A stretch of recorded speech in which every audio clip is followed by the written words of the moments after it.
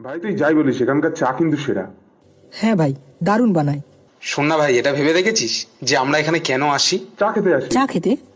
চা খেতে আমরা 100 টাকার তেল খরচা করে আসি। তো কি হয়েছে তাতে? কি পয়সাটা বড় কথা নয় ভাই, চাটা বড় কথা। আরে শুনবি তো, আমরা কিছু না হলেও তো 100 টাকা খরচা করে এখানে আসি, তাই না? হ্যাঁ। এবার ধর 100 টাকা করে 30 দিনে, তাহলে মোট কত হবে? 3000 টাকা। মাসে 3,000 টাকা? আর এটাকে এবার 12 দিয়ে গুণ কর, মানে 12 মাসে 36,000 টাকা। 36,000 টাকা? আরে আমরা তো এখানে 4 বছর ধরে আসছি, তাহলে কত হচ্ছে?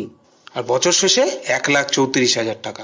1,34,000 টাকা? আরে মাদের চৌধ, 1,34,000 টাকা? এত টাকা?